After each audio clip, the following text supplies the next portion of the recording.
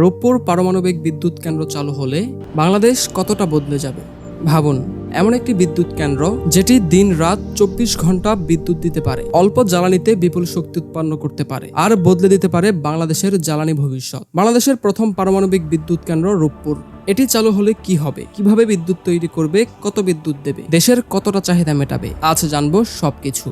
প্রথমেই জেনে নেওয়া যাক পারমাণবিক বিদ্যুৎ কেন্দ্র আসলে কি। পারমাণবিক বিদ্যুৎ কেন্দ্র এমন এক কেন্দ্র যেখানে কয়লা বা গ্যাস পোড়ানো হয় না। এখানে ইউরেনিয়ামের পরমাণু ভাঙার মাধ্যমে প্রচন্ড তাপ উৎপন্ন করা হয়, যাকে নিউক্লিয়ার ফিশন বলে। এই তাপ দিয়ে পানি বাষ্পে পরিণত হয়, বাষ্প টারবাইন ঘোরায়, টারবাইন জেনারেটর চালায়, আর জেনারেটর উৎপন্ন করে বিদ্যুৎ। সহজ ভাষায় পরমাণু, তাপ, বাষ্প, টারবাইন, বিদ্যুৎ। এভাবেই পারমাণবিক বিদ্যুৎ তৈরি হয়। তো এখন প্রশ্ন হলো, রূপপুরের সক্ষমতা কতটুকু?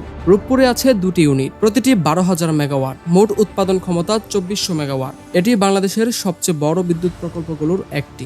বাংলাদেশের বর্তমান বিদ্যুৎ চিত্র নিয়ে যদি কথা বলি, বাংলাদেশের স্থাপিত বিদ্যুৎ উৎপাদন সক্ষমতা প্রায় 28 থেকে 32,000 মেগাওয়াট, কিন্তু বাস্তবে সব কেন্দ্র একসাথে পূর্ণ উৎপাদন দেয় না। দেশের সর্বোচ্চ চাহিদা সাধারণত 16 থেকে 17,000 মেগাওয়াটের কাছাকাছি। অনেক সময় সরবরাহ ও চাহিদার ব্যবধান থেকেই তৈরি হয় ঘাটতি ও লোডশেডিং।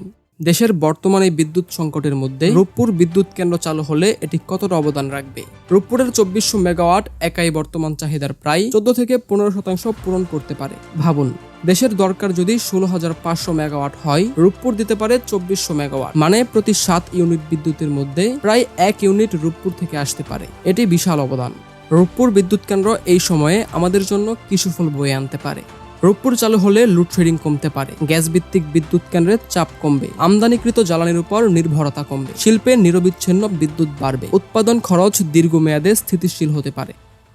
কেন পারমাণবিক বিদ্যুৎ কেন্দ্র এত শক্তিশালী? পারমাণবিক জ্বালানির শক্তি অবিশ্বাস্য। অল্প পরিমাণ ইউরেনিয়াম হাজার হাজার টন জীবাশ্ম জ্বালানির সমপরিমাণ শক্তি।